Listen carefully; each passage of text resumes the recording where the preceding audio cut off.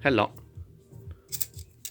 Today we're gonna review the universal kit and piping for intercooler 2.5 inches ID diameter and all its component. The kit come with a 245 degree elbow, come with 290-degree elbows. It comes with two straight lines. This is cut off, but then you guys will find out the reason why it's like that. It comes with two U-shape. Then it has four straight coupling silicone. This is two, one inside the other, and two 90-degree or elbow silicone coupling. Together with it, I think it was 20 hose clamps. Then I will review later on the pros and the cons about it. Now, this kit I buy it was about, I think, 80 bucks, 75 bucks, 80 bucks, I'm not sure. But in any way, there are different options available out there within Amazon, eBay, or wherever else you want to go. How do it works? Well, let's start first to how the material look like. This black color on the outside is a physical coating.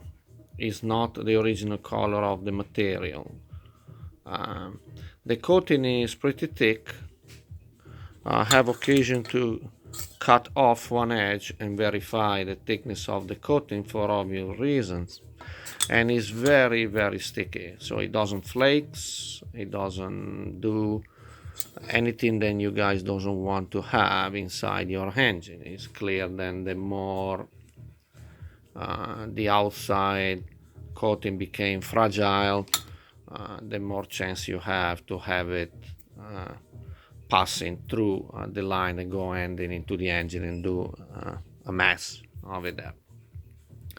How the old piping arrived? Well, this is the original condition to how the pipe arrived. So imagine that every single one arrived with the outside plastic bag. It's not protecting much else than just having the coating chipped and things like that. Inside, the tube are not in its final stages. I noticed it then whenever, let me see if you can see here. Whenever, here we go, now you can see. Whenever the condition was at the time the pipe or the tube got bent or made, it left inside the residues. So do not install the line as it is. I use one of those metallic brushes and using a wireless or battery, whenever you want to call it, a drill with an extension. I went inside, spin it, and clear all the inside of the portion that I needed to use, or then I use it to do my applications. Diameter. The diameter is constant. The material is thick. I think it's about little over 1 millimeter, so it's little over 40 thou thickness. Well, not too bad. It's not easy to get squeeze it or pinch it or scratch it. Inside is very smooth, but remember, clean and polishing the inside is mandatory. The edge where the coupling will be held in position by the clamp is enough. It doesn't have any sharp edge, it doesn't have anything, but considering the price and everything else, you have to watch out for this. See this? I always recommend to take like a power tool and polish the outside of the piping, removing every coating or leftover before the clamp is working. What I mean is, if your coupler or coupling is going across and over the pipe, and the C clamp here is taking place, I don't think there is nothing wrong polishing this portion right here outside and make sure then no coat is left. This is here is not rust, it's aluminum. Is that unfortunately something went wrong and somebody did not clean it very well. The same thing happened on the inside. You will find like little dust is the residue of the bending operation. Basically, whenever made these things happen using a machinery was in a hurry and left little residue. I mean, it's a very basic concept to do not install anything before clean them up. The coupling is, I think, a 4mm silicone, and this is again is one inside the other. Let's see if I can take it off. Sorry about that. There we go. It's a 4mm coupler, doesn't have any problem. It's not one of those matchy things. It's pretty much similar to whenever you find in the market around. And yeah, it's about 2.5 inches long, stuff like that. It's enough to join together two tubing.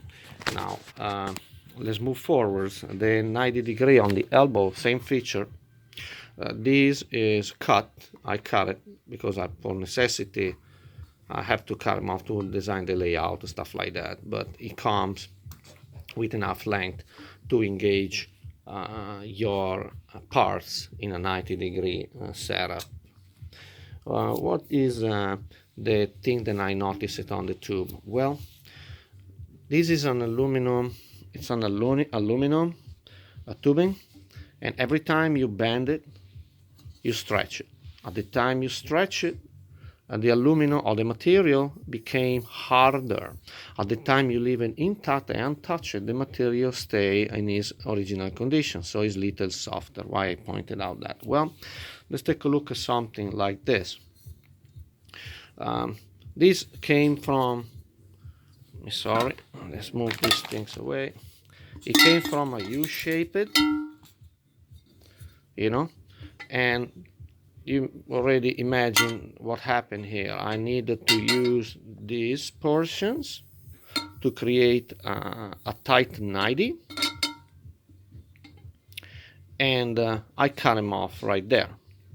Well, after that is a good habit to recreate the edge for holding, to use it for holding the coupling in place. Well, I have the handle tools, the one that you put inside, you pinch the material and recreate the best you can this edge. Well, at the time you cut it, very, very hard is to do that. I was very scary because the harder the material it is, the more stretch it is and more brittle became. So when you have to pinch it with your hand tools or your self-made tool to recreate this holding edge, just be very careful because it can crack. Not because it's a bad material, no, it's because you have to do it slowly. It's bent, it did it, no cracks, but don't exaggerate because something can happen. After that, I always recommend again to clean the edge of your pipe inside outside and make sure then all the coating after your edge is completed is removed. Inside, well, the procedure doesn't change. I like to have my piping clear inside, even if it's a little rough, it doesn't matter. Somebody say, then technical talking, the pipe inside has to be smooth just before reaching the injector, and then after the injector has to be rough, so everything can be mixed better before entry the displacement of your engine through the valve. Well, I'm not that picky. I prefer to have an inside surface very clean but little rough, instead of shiny with residue of something and risking an intrusion into the engine. The last part that I want to talk about are the clamps. Well, the clamps has a plus and a cons. The plus is very simple. You can see, you can open them up, slide it even in tight spaces, put it back where you need it, just open them up like that example, you know. If you have a tight space, you release it. So there we go, put like that, push it, and you're gonna open this guy like that. So example, if something's already assembled, you can, or maybe you have something that has to be modified, you open them up, you slide it whenever you want, and put it back together simply. That's a plus. The radius is abundant, is not having any sharp edge. It is sharp on its edge here, so I normally pass, for caution, a little bit of sandpaper or Scotch-Brite, but the inside, as you can see, has the radius, so it doesn't pinch your and cut your coupler. How much is the shrink? That is something that I don't appreciate it. It's very close to the edge of the diameter. What I mean is when the clamp is almost fully locked, so this item is going forward and the diameter is shrinking, it has just enough left over to shrink the 4 millimeters coupler.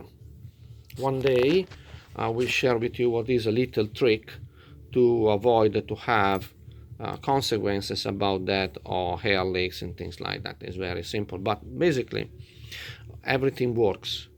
I'm happy. I hope you guys enjoy it, because at the time you have to buy intercooler piping is always a pain. Money, what I have to buy, or they are good, is a good material, is thin, or is crap, is cheap. No, I will recommend that this guy, I use it. This is just the leftover of the kit. I repeat, no issue at all so far. All the parts I need were there except for a little extra, but that was my my bet, just because, as you can see, for create the layout I cut off an elbow and then I need to buy a new one, but just 10 bucks and stuff like that.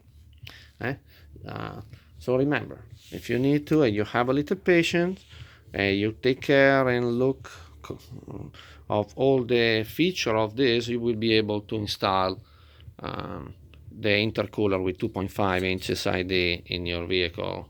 I installed it on my Nissan Skyline, and I don't have no issue at all. I test drive it, put it together, and everything so far so good. I repeat, just pay attention of how much are you shrinking with this clamp, because you will be close to the edge of the working range before reaching the full shrinking. So remember that. Then one day I'm going to share with you how to avoid that. Well, thank you again. I hope you're going to like it. I hope this is going to help somebody that has to buy something for his cars with not a big budget available. These things works. Bye bye. Thank you.